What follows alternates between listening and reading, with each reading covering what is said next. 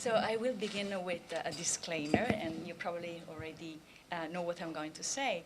I've been teaching language, literature, culture in American universities for the past 15 years, but I'm not a specialist in second language acquisition, linguistics, or intercomprehension. As a matter of fact, the first exam that I took at the University of Venice Ca' Foscari was applied linguistics, and that I chose that class over the more popular Professor Balboni's glottodidactics because I could find a seat without any trouble. I didn't have to fight for a seat. The added bonus to that course in applied linguistics was that Roberto Dolci was the assistant professor there. But as you asked me before, and now I can be sincere in my answer, that course is still giving me nightmares. So I'm here, however, because I started my academic career teaching Italian language, and I still do, and with a passion. My past experience at FSU as coordinator of basic Italian language and my current role as the Italian program coordinator at FSU never stop reminding me how important it is for us to always find new ways and strategies to promote language learning. I will now briefly tell you about Florida State University Italian program experience with setting up classes of Italian for Spanish speakers. I will argue that it is an important project for schools in a state with a large Spanish-speaking population like Florida. We want to have this type of classes because they attract highly motivated students, and this is very important for us. More highly motivated students means more Italian minors and majors. Special classes like these for a large existing but still unheeded group of customers means higher enrollment numbers. And please note that I detest using this lingo, customers. But when, as rumor has it, Florida's governor goes to visit the FSU International Program in London and tells our students that learning a foreign language is wasted time and money, well, one has to start to pay attention to the political discourse and the economical discourse. I will also describe some of the administrative problems faced in setting up this program and strategies to make it successful, especially advertising strategies. And finally, I will share with you my own personal experience with intercomprehension and the insight of Professor Frederick Latty on students relying on intercomprehension. For 24 years, Professor Latty has been the teaching supervisor and the executive assistant at the Institut de Français in Villefranche-sur-Mer, where he studied French this summer. And he holds a diploma in advanced studies in linguistics from Oxford Brookes University in the UK. I first learned about intercomprehension and Cal State Long Beach experiment with classes of Italian and French for Spanish speakers in January 2012 during a late night chat with Clorinda at the MLA conference in Seattle. To me, the potential of the project for the FSU Italian program was clear.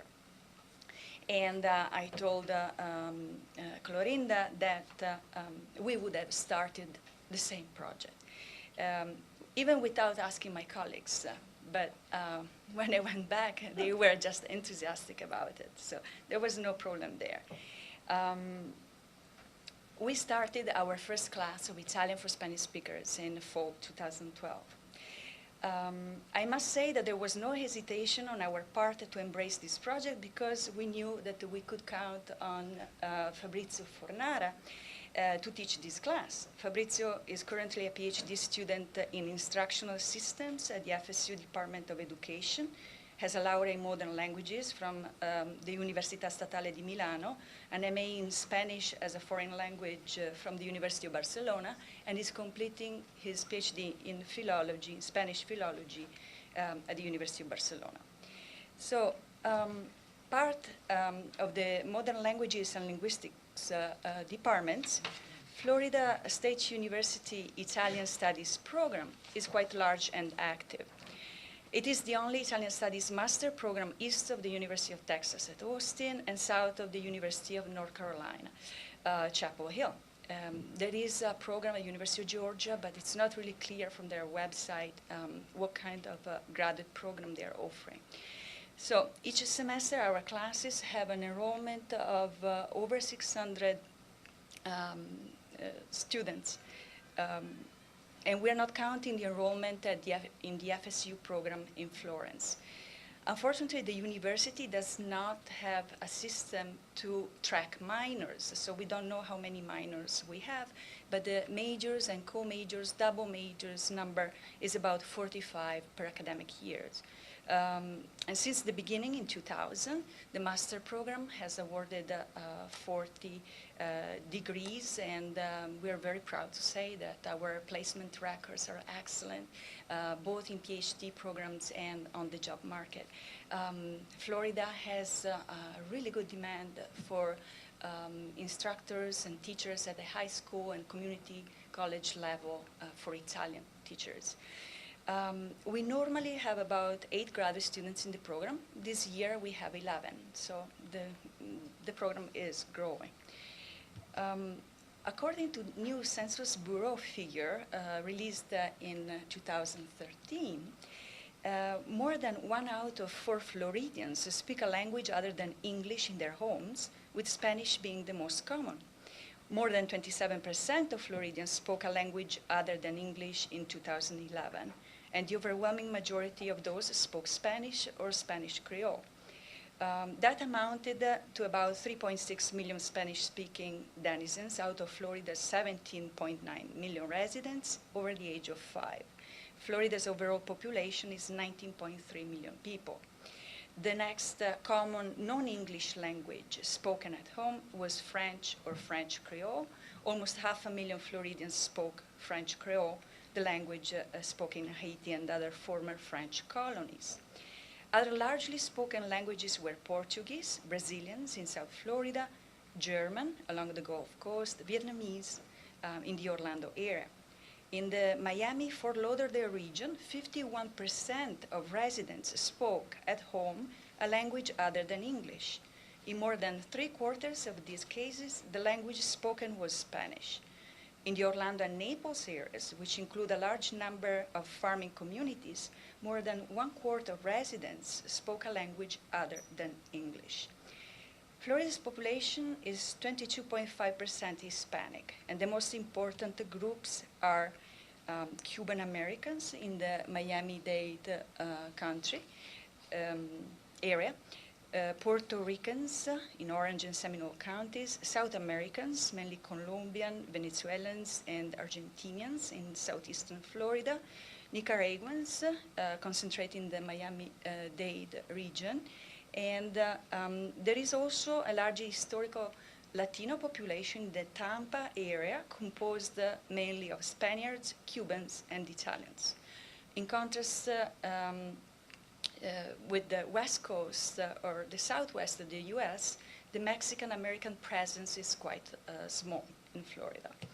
So, Florida State's student body composition. As of 2013, the total FSU student body was 39,659 students. Of these students, 5,625 recognized themselves as Hispanic. And you can look at these numbers and you see that the number grows by about 500 units every year. And this growing trend reflects also the census data of a growing Hispanic population. Unfortunately, it's not possible to collect the data on the percentage of Spanish speakers at the university on campus. This is a chart with the students' body composition from spring 2013 at the FSU. FSU has language requirements in place for the College of Arts and Sciences. Heritage Spanish-speaking students, however, are often exempted because they can demonstrate proficiency in a foreign language. Thus, those who enroll in Italian language classes are usually highly motivated and brilliant students who are there because they want to be there and not because they have to. And that's a very important factor.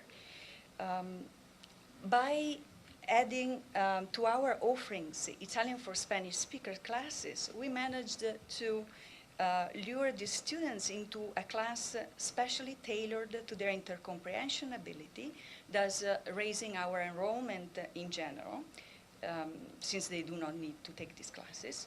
We also have raised our minor and majors numbers, and it's only 1 year, but I'm also undergraduate advisor, so I know because students are coming to me declaring their major.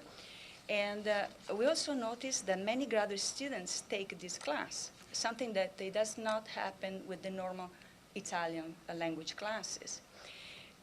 One of the reasons we think that this class is popular with graduate students is that while our normal language classes during the semester are Monday through Friday for 50 minutes, we decided to make the Italian for Spanish speakers class more enticing by offering it only 3 times a week for 50 minutes.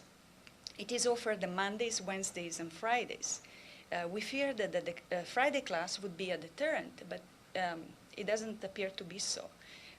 However, we were able to pick really popular time slots from 11 in the morning until 1 in the afternoon. Those seem to be the most popular time slots. However, to be able to offer this class only 3 times a week, we had to use a different code, FOL instead of ITA. And the major drawback of using this different code for the class, which groups together modern languages and linguistics courses, was that it made the class less visible on the registrar systems when the students were shopping for language classes at the moment of enrollment. So the code also confused students who wondered if it was the exact equivalent of the normal ITA class, if it would count towards their minor and major coursework. We tried to control both these problems through advertising. The first class in 2012 had 13 students enrolled. And we managed to carry on some of them, 10, to the spring course and have another first level Italian for Spanish speakers class with 10 students. But 10 students doesn't cut it for our university. We need to have at least 12. Graduate students that were enrolled in these classes saved us because they give us more credits, so we managed to pass. But obviously, we had to do something more in order to get more students, and Clorinda was really helpful to support our effort with advice, because at the beginning you're very tentative when you're experimenting like this. So advertising campaign. During the summer, Fabrizio and I emailed the class description and flyers to all undergraduate advisors on campus, and indeed they're very important. After Marco's talk, I'm thinking I will try to reach them personally and talk to them and explain to them about our project. We emailed the students that were enrolled in ITA 1120 for the fall, inviting them to switch course if they were fluent in Spanish. We emailed all Spanish majors, co-majors, and those taking the Spanish for Heritage Speakers classes. And this was actually a suggestion of one of our colleagues. So we are lucky that there is collaboration among colleagues in modern languages. Yes, we were stealing some of his students, but he had so many, he didn't really care. I was happy, I think. We emailed the Hispanic students' organizations on campus, and we plastered catchy posters with Pitbull's face, Pitbull's the singer, around campus, the Students' Union, International Students Global Center. So students were thinking, oh, Pitbull is coming for a concert or something. That was Italian for Spanish speakers. So Fabrizio's idea worked wonders because everybody would say, I've seen the posters all over during the summer. And it's just a class. We emailed previous students asking to advertise with their friends and mused about posting an ad on students' newspaper, but we did not have funds, so we didn't do that. As a result, we now have a first-level class with 20 students and a very good chance to be able to have a second level in the spring. We also know that word-of-mouth advertising has started to work. Students are enrolling because their friends already took the class and they loved it.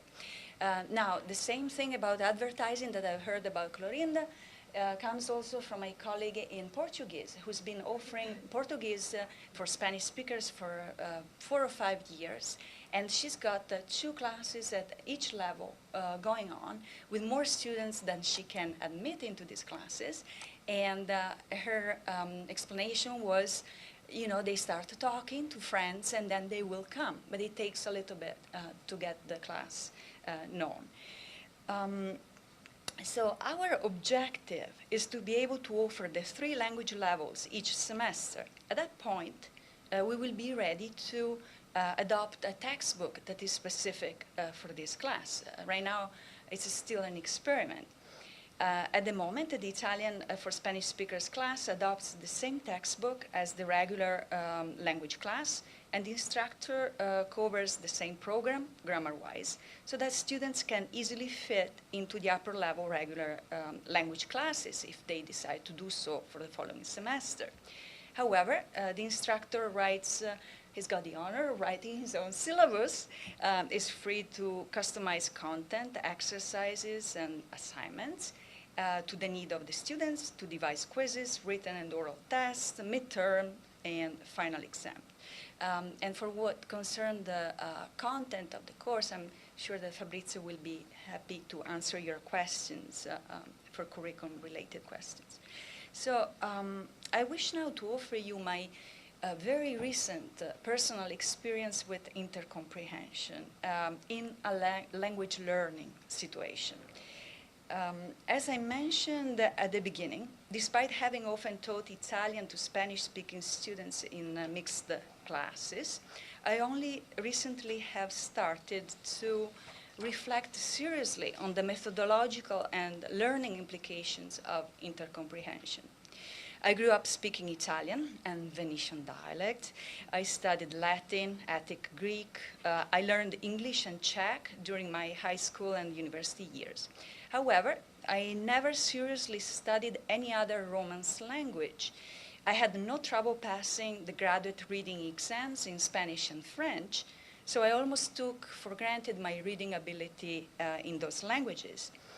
Since my interest and academic research focuses on 18th and 19th century Italian literary salons, and I often need to work with French colleagues and go to conferences, I decided last May that it was high time for me to learn to speak French.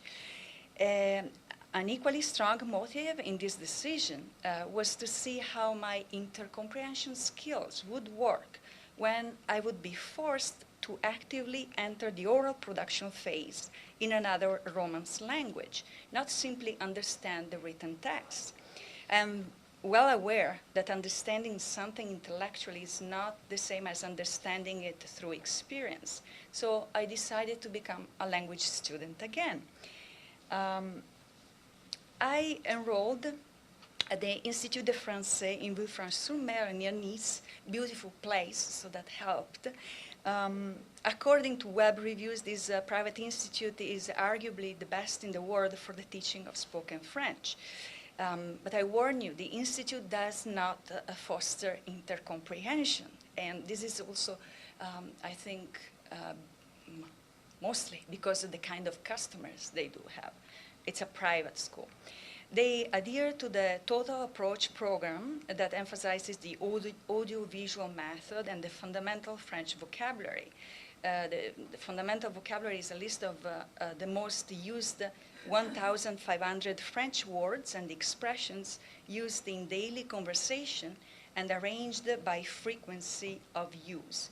They were originally collected in the 1950s. They've updated it, though, by placing microphones all over Paris. And it is called the Structure Global Method, or St. Claude Zagreb method. Their objective is to teach foreign adults over 21 the French that everyone speaks. All emphasis is on the oral. We never read anything. We could read at home, but we didn't have a textbook. Their students are diplomats, business people, writers, professors, serious lovers of French language and culture, people who need or want to speak French as well and as correctly as they can. Their sessions last 4 weeks and require classroom commitment of 8.5 hours per day, 5 days a week. Students start with breakfast together at 8:15 a.m., sit at a table for 8 for lunch with a professor who monitors the conversation, and then end the day at 5:15 with tea time in the garden. But during the day, classroom time with a maximum of 10 students per class is alternated with lab exercises, lots of repetition, and practical sessions. No other language is to be spoken at the Institute, penalty being €2 if caught. Yes, everywhere in the Institute. The first day we were given a written placement test comprising of a listening and comprehension exercise, a reading and comprehension exercise, an auditory acuity exercise, a descriptive one based on pictures, and a dictation. I thought I did okay on this test. For the oral test, they asked us to describe a series of drawings showing daily activities. We had a maximum of 5 minutes. Here, all I could do was to utter very basic and very short sentences. To my great surprise, I was placed in the Avancé on group, the 7th out of 8 levels. All my classmates had been studying French for years at school, for pleasure, for work, and their objective was to improve their fluency and pronunciation skills. I, on the other hand, had no grammar knowledge and no active vocabulary. While my reading comprehension was on a par with theirs, if not better, my listening comprehension was weaker and I could not speak. After 1 week, however, thanks to the effect of the fundamental vocabulary, which was recycled over and over by all teachers and activities and regurgitated by students, my listening comprehension was close to 100% in the institute environment. I had learned the new expressions and vocabulary, but I also noticed that intercomprehension at the auditory level had completely kicked in. I was constantly in a comparing mode with Italian structures, words, even sounds, and I was not mindful of the translation process that was happening in my head. At times, I forgot that I was listening to French, and I thought I was listening to English, not Italian, English, another foreign language. The Institute's emphasis is on correct oral pronunciation. They want students to be deliberate in their choice of words and use grammar so that to eradicate bad habits and create automatic good ones. So I was studying the grammar on my own at night, and my breakthrough in speaking came at the beginning of the 3rd week when I was able to deliver an apparently excellent expose of 25 minutes without notes. After the expose experience, my confidence was enormously boosted. I was able to hold conversations on literature with the teachers, to direct the debates on topics like how to eradicate poverty from the world, or what is love, and that was tough. What is love was tough. The immersion method worked wonders. I felt I had been brainwashed, constantly speaking in French in my head. The trouble still was getting it out of my head. The Italian sentence structure helped immensely. It functioned like a roadmap in my head. I thrived on using verbal forms and words that sound similar to Italian.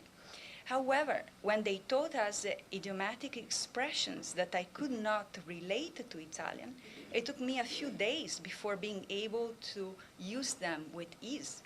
At the Institute, they told us that to actively own a new word, the average person needs to hear or encounter it in different contexts and forms at least 7 times. And this is where I think the core vocabulary that got constantly recycled at the Institute worked its magic, because it was this basic vocabulary coming to us over and over again. In the exit test, which was identical to the placement test, I had improved tremendously in all areas and scored in the top 5%. Sorry. 2 areas, however, showed the most astounding improvements. In my auditory acuity skills, the capacity of hearing and distinguishing subtle sounds differences, and in my oral production correction. In the 6 minutes I used to describe the pictures, I only made 1 mistake. But when compared to my entrance test, I had to slow down my output of words per minute. The reason they attributed to my accuracy. So I was more deliberate in my production at the end of the stay. I was curious about my pronunciation. Since I had been thrown into the advanced class, I hadn't really had a chance to do pronunciation drills. And I am tone deaf, so that doesn't help. Apparently, as I have a strong accent in English, I also have one in French, an Italian accent, which is good, probably, I think. And I also make pronunciation mistakes that seem to be ingrained heavily in me. And I suspect that those are a legacy of my mainly visual approach to French before this summer, written French. So I had a fruitful dialogue with the pedagogical director of the Institute, Professor Latti. He was forthcoming, sharing with me his observations on students of the Institute. So there are special students who rely on intercomprehension. Yes, some intercomprehension for you. He finds that students learning French, whose first language is a Romance language, often share similar profiles with common traits in the following order. Comprehension, which is dominant, great ease and fluidity in oral production, a correction in expression quite average, if not weak, an auditory acuity quite similar to students coming from other language groups, notably Germanic languages, and a quite average pronunciation. For these students, comprehension is very easy from the start. Hence, at the Institute, they are never placed at the absolute beginner's level, because the advantage in comprehension can cause the student to become impatient and become a disruption or a problem for the class. This advantage in comprehension entails 2 major issues that could become, in his words, catastrophic if the student does not become aware of them. And this is where the teacher needs to step in. An all too easy fluidity of expression. So the student is likely to think, I understand well, so I can also speak. I just need to say the same thing. I would say my language, but in the French way. and consequently a real poor degree of correction. The student loses the feeling that she needs to make an effort to produce correct sentences and settles for a French version of her own language. When inserted in mixed groups with English-speaking students or Asian students, these target students can be difficult to manage. The Institute's method is to explain to them that comprehension is something acquired, that they will not lose it, but that they need to set it aside during their learning experience there, because they already possess it, in order to focus on correction, so conjugations, syntax. In a group of target students, Professor Latti would give less exercises focused on comprehension. He would force students to listen in a more precise and less global way. In turn, he would put the focus on very systematic exercises targeting grammar in order to eradicate their typical recurring mistakes, and monitor the free expression, l'expression libre encadrée, meaning oral production followed by correction. Moreover, he deems necessary exercises focused on pronunciation. At the Institute, target students who have never done this kind of work seriously obtain quite average and, by his own admission, deceptive scores in the tests, because they are very heavily penalized by their lack of correction. At the advanced levels, with target students who have accepted to do this kind of work, results are, on the contrary, often excellent, at times exceptional, and superior to others, since they score well both in comprehension and in expression. So, although skewed towards oral production and framed into a communicative method approach, my recent experience learning French while activating intercomprehension skills has been both humbling and empowering. It has offered me a fresh, hands-on perspective on what the experience can be like for Romance language speakers learning Italian. I find that in my Italian conversation class that I'm teaching right now, I'm more attuned to the great possibilities and possible downsides of intercomprehension.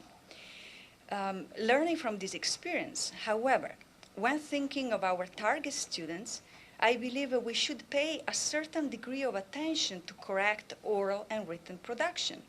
I agree with Marcus on the need for meaningful communication, attention to content. However, we do not want to stifle students' desire and drive to communicate, but we should also encourage them to focus on and to strive for a certain degree of accuracy. And I find this especially important at FSU, since our students will possibly continue for coursework in the minor and major level, and will take literature classes in Italian, and hopefully will enter a master's degree and will go on teaching at high school or college level. Thank you.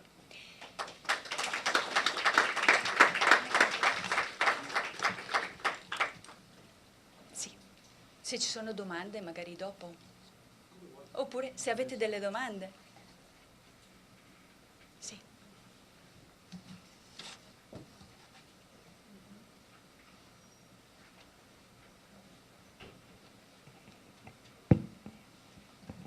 Buongiorno. I'm just curious how you were able to produce your French, or how your French was raccolto, welcomed in the outside world, outside of the Institute, whether you actually became a fluent, quote-unquote, speaker, or whether it was a manufactured fluency. Yeah, that's quite interesting. You would think it was manufactured, but after my first week there, I went to pick up my parents at the airport, and I had to complain about changing tickets, and I did it all in French, and my parents were astonished. It just did work. The Institute method is, repetition, core vocabulary, but also to have these practical sessions where you are set in everyday situations. So you rehearse those sentence structures and situations. It did work, but I was much more fluent and at ease as talking about literature or film during lunchtime with the professor than going at the market and quarreling with the guy at the cashiers because he wasn't giving me the receipt. I was still missing vocabulary here and there. I was wondering if you could speak to the 4 credits for 3 class hour meeting. Yes. Because recently our department, I teach at Fairfield University, we met 3 days a week and we had 4 credits.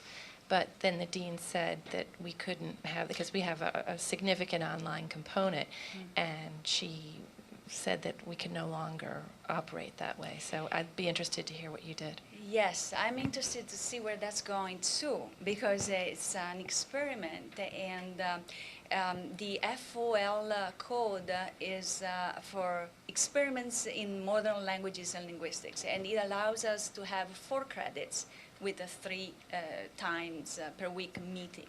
But we should make this course a regular course under the ITA code, and that's what the administration wants from us. But so far, it's only 1 year. We need to make sure that we have enough students so that we open up that possibility. The other idea was to call an irregular ITA class Italian for Spanish speakers and put that in the register. But in that case, we couldn't give students the one-day discount in classroom attendance. So we went for the special code that obscured a little bit what the class was.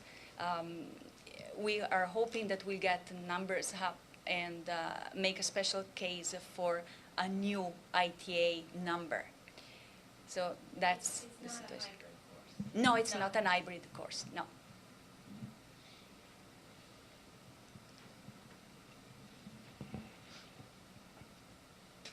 Nel programma che hai seguito in Francia, insomma nel tuo corso, che cosa avresti cambiato qualcosa? Ti sarebbe piaciuto? Sì, avrei preferito non essere a un livello così avanzato, perché purtroppo mi sono dichiarata per quello che faccio, quindi essere un professore in una classe avanzata dove non riesci a parlare era assolutamente umiliante, e non ho avuto vita per 4 settimane, vita sociale o niente. Quindi tornavo a casa, studiavo la grammatica, perché non avere la grammatica purtroppo... È quello che Krashen chiama il filtro affettivo. Esattamente.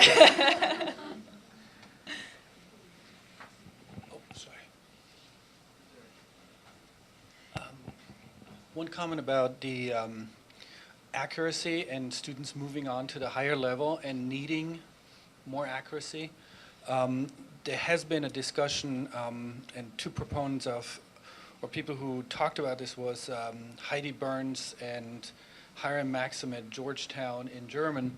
They talked about the bifurcation of the undergraduate education between lower division and upper division courses, and he said one of the problems that we have is that we think that language courses are only skill courses, and the upper division are the so-called content courses. And for a number of years now, they have been advocating for a more blurred or an extended way of teaching language skills even into 3rd and 4th year, and dragging this so-called content, literary reading skills and interpretation and so forth, down into the first 2 years of language acquisition.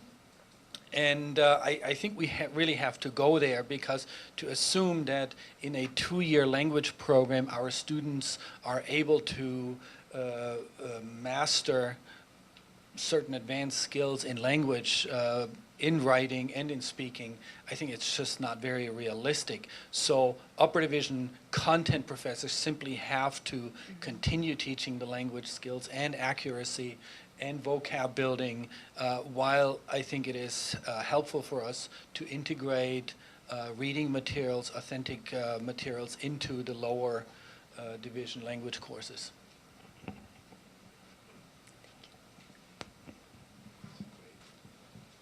Ok. Allora Fabrizio vi farà vedere un attimo che cosa fa in classe.